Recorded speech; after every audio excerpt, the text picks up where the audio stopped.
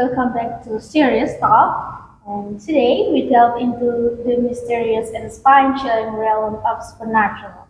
Have you ever experienced something unexplainable or felt a chill down your spine for no apparent reason?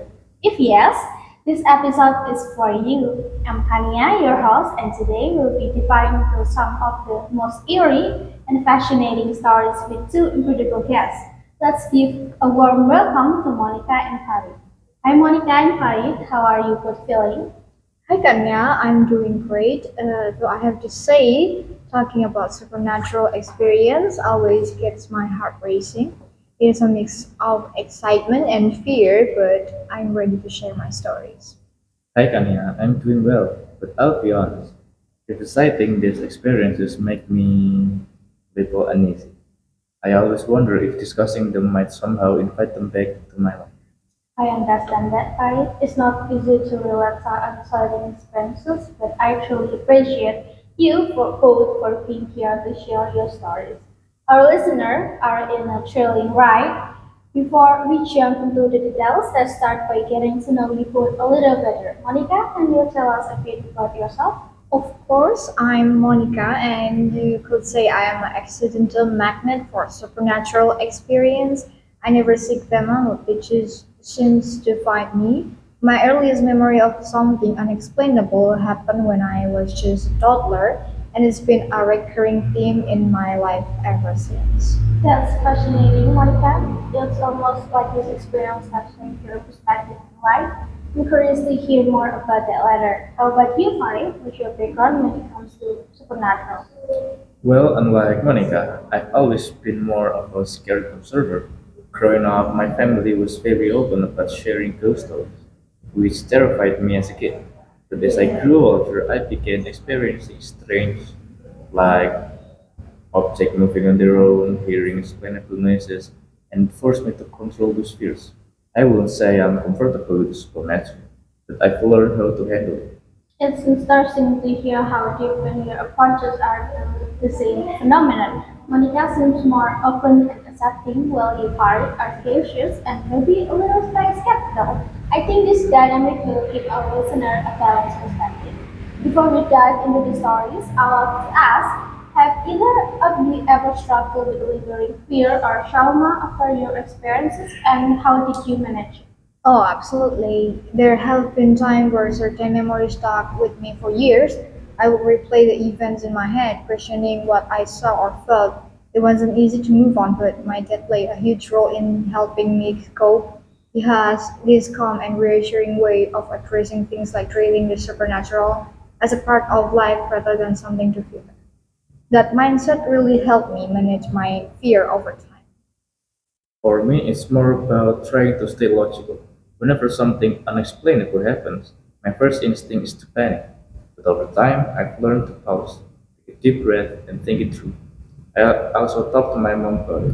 She has this way of making everything seem less scary. Her advice is always to stay calm and pray, which gives me a sense of protection. That's so insightful. It's clear that having a support system, whether it's family or faith, makes a huge difference when dealing with the unknown. For our listening out there who might have gone through similar experiences, I think these tips could be really helpful. Now, before we move on to your personal stories, one last question. Do either of you still feel affected by these experiences? Do you ever get flashback or moments where you're like, it's happening again? Sometimes, yes. There are nights when I feel like I'm being watched, even if nothing actually happened. It's less frequent now, but certain place or situation can bring those feelings back. For me, it's not so much flashback, but there are moments when I sense something of like if I'm alone in a quiet house and I hear a noise I can explain. My mind immediately jumps to the worst case scenario. It's a hard habit to break. Thank you for sharing that. It's important for people to know that these experiences can have a lasting impact. But they don't have to control your life, right? Let's take a deep breath because things are about to get even more intense. Monica, let's start with your first supernatural encounter. Can you take us back to where it all began? Sure, Kania. My first experience happened when I was really young. Maybe around 3 or 4 years old. My family has just moved into a new house. I don't remember much from that age, but this even stuck with me because my parents often retold the story. On the first night, I would not stop crying. It was like something was bothering me, but as a toddler, I could not explain it. No matter what my parents did, feeding me, rocking me to sleep, I just keep crying the entire night. That sounds unsettling. Did your parents notice anything unusual, or was it just your reaction that's out of the ordinary? My dad eventually noticed that something was off. He always been quite intuitive when it comes to these things. Out of rotation, he ended up talking directly to the resident of the house. Later, he told us he saw three figures, a woman, a child, and what he called a sugus person. He said they just want to introduce themselves to us. To this person? That's such an unusual description. What did he mean by that? I know, right? It sounds strange. He described them as having colors like candy wrapper, white, red, and black. It is a funny detail when you think about it now, but at the time, it was definitely creepy. That's such a vivid image. It almost like they were presenting themselves in a way that your dad could remember. Did he say anything else about them? Not much, just that they didn't seem threatening. They were more like introducing themselves as the original owner of the house. My dad told them we meant no harm and asked them not to disturb us. That's such a calm way to handle it, but you were just a toddler. Do you remember how it felt for you? Were you scared even after that night? I don't remember being scared in the same way I would be now, but I think my crying was because I could sense something that I didn't understand. Even after that first night, I was uneasy the house for a while. My dad later said that his approach talking to them calmly helped settle things down, and as I got older, those feelings faded. It sounds like your dad's action really made a difference. But I have to ask, did anything else happen in the house after the initial encounter? There were small things like object moving or hearing faint footsteps at odd hours, but nothing as direct as that first experience. My dad say they were keeping their distance as long as we respect the house. Your dad sounds so composed. I think if it were my family, they would move out immediately. Did he ever give you advice on how to handle situations like this? Yes, he always taught me to stay calm and not to show fear. He said that the most of the time these entities just want acknowledgement. Treating them with respect goes a long way in keeping the peace. Thank you for sharing that, Monica. It's amazing how much your dad's calmness influenced how you cope with the situation. Now let's move on to you, Farid. Can you tell us about your first supernatural experience? What happened and how did it make you feel? Sure, Kania. My first experience was when I was about 7 or 8 years old. I remember this vividly because it was so strange and terrifying. It happened one evening when I was getting ready for bed. At the time, I was sharing a room with my mom. My bedroom window faced our terrace, and from there I could see our neighbor's house and the yard pretty clearly. That night, I accidentally glanced out the window, and what I saw completely shocked. What did you see? It must have been something really unsettling for you to remember it so clearly. I saw a doll. It was just the head, stuck in a small tree in the front of our neighbor's house. The doll's neck was covered in blood, and I could see the blood dripping down onto the grass below. It wasn't a small doll either. It was the size of a child, about as big as a teddy bear. The fact that it was white made the blood stand out even more. But here's the part that really scared me. It looked eerily similar to a doll I owned at the time. Wait, so it wasn't just any doll. It looked like one you already had. That's so creepy. What did you do when you saw it? I froze. I could move or speak for what I felt like minutes. Eventually, I ran to my mom and told her what I saw. She came to look at the window, but the doll was. By the time she got there, the doll was gone. There was nothing on the tree, no blood on the ground, nothing. It was as if it had never been there before. That's terrifying, Farid. Did your mom believe you? How did she respond to what you told her? At first, she thought I was imagining things or that I was half asleep, but I insisted that I saw wasn't dreaming. My mom has always been very logical, so she told me to stay calm and pray. She said if it was something supernatural, it couldn't hurt me unless I let fear take over. That's such a rational approach, but I imagine it must have been hard to stay calm in that moment. Do you ever see anything like that again after that night? No, I never saw the dog ever again, but I couldn't shake the feeling of being watched whenever I was near that window. For months afterward, I avoided looking outside at night. Even now, when I think about it, it sends shivers down my spine. I don't blame you for avoiding the window. That must be so traumatic, especially as a kid. Did you ever find out if there was anything usual about the neighbor house or yard? No, not really. We didn't know much about the neighbor. They kept to themselves, but now that I think about it, the tree where I saw the doe was cut down a few months ago. I don't know if that means anything, but it definitely made me feel a bit safe. That's such a weird coincidence. It's incredible how vivid this memory can be, even years later. But how did you cope with the fear in the long term? Did your mom advice help you? It did. Eventually, I focused on staying logical, like she said. I kept telling myself that I might have been my imagination or a trick of light. Even though deep down I know what I saw, talking about it with my mom also helped because she was always reassured me that as long as I stayed calm and prayed, I'd be safe. That's really powerful advice. Staying calm and grounded can make such a big difference in situations like this. Thank you for sharing that part. It's such a unique and chilling story. Monica, what do you think about Farid's experience? Does it remind you of anything you've been through? Yes, it was Lawang Sewu, one of the most infamous places in Indonesia for supernatural activity. It was part of a school trip when I was in junior high school. The moment I stepped inside, I felt this heavy suffocation energy. It was as if the walls were pressing in on me. I can still remember how uncomfortable I felt even before we explored the more notorious area of the building. There's already some unsettling. Kawansewu is known for its dark history and ghost story. What parts of the building stood out to you the most in terms of creepiness? Definitely the top floor and the basement.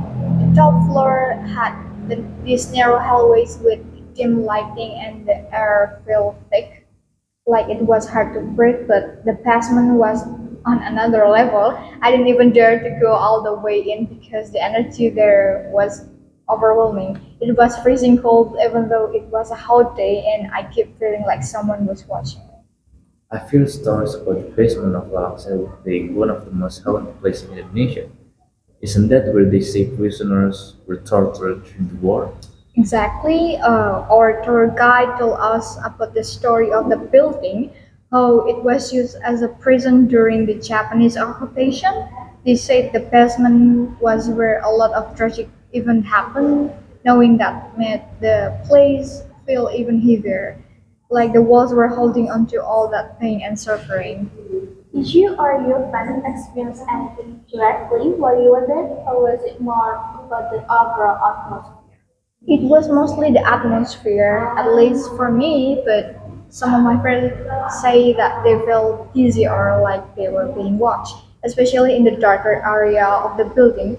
A few of them claimed they saw shadow moving in the corner of their eyes, but when they turned to look, there was nothing there. It was enough to make us all want to leave as soon as possible. I don't think I'll even step foot in the basement. Just hearing about it makes me skin crawl. How did you handle the fear? Did you try to rationalize it, or did you just go along with your instincts? I trust my instinct. I stay with the group and avoid the areas that feel the most oppressive. I think that it's important when you're in a place like that. If something feels wrong, it's best not to ignore it. I also say a little prayers to calm myself down, which help a lot. That's a structured approach, Monica. It's fascinating how sensitive some people are to energy in places like that. But have you ever been to a place that felt as eerie as Lalong Sewu? Honestly, no. I have been not a place like that say they were haunted, but I've never felt anything as intense as what Monica's described. I think I'd be too scared if visited somewhere like that. I prefer to hear about these places from a safe distance. That's fair, Farid. It's definitely not for everyone. Even now, when I think about Lawang Sewu, it still gives me chills. But I'm also glad I went because I taught me to be more aware of my surroundings and to trust my gut feelings. That's such a good takeaway, Monica. Long Sewu sounds like a place that leaves a lasting impression on everyone who visits. Thank you for sharing the experience. Now let's switch gears a bit. Do you have any other eerie place or encounters you'd like to share? Well, Kanya, yes, I have another story. This one happened a few years ago when I was staying in a rented house in a quiet area. It was a lovely house, very peaceful, but something strange started happening after a few nights. First, it was just little things. Door that would close by itself, or the sound of footsteps when no one was around. I didn't think much of it at first, but it started happening more frequently and it got harder to ignore. That sounds terrifying. When things start happening like that, it's hard to tell if it's just your mind playing tricks or something real. What did you do? Did you try to figure out what was causing it? Honestly, I was too freaked out to think logically at first. I started looking up things online, trying to find explanation, but the more I read, the more I scared myself. I had stopped doing that because it made me feel the fear worse. One night, it escalated. I was lying in the bed when I heard what sounded like someone whispering my name. It was so real that I sat up immediately, looking around the room, but there was no one there.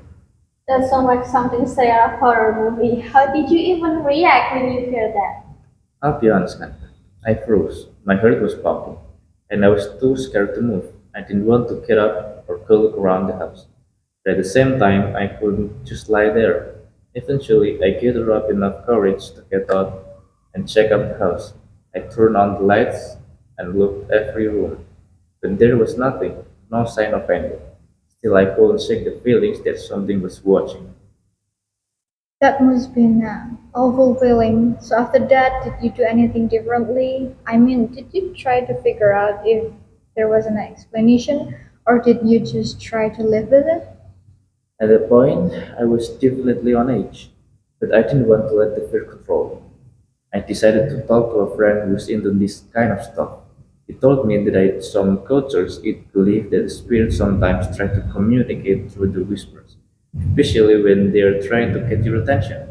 He suggested I try to speak back just calmly, tell the persons they didn't want any trouble, that I had mean no. That's an interesting approach. It's most like setting boundaries with whatever's there. Did it work? Did anything change after you did that? Surprisingly, yes. After I spoke out loud and told whatever it was that I didn't want to be disturbed, the disturbance stopped. He didn't hear anyone more whispers, and the footsteps stopped. It was as if acknowledging the presence and setting a boundary was enough to make it leave me. That's incredible, Farid.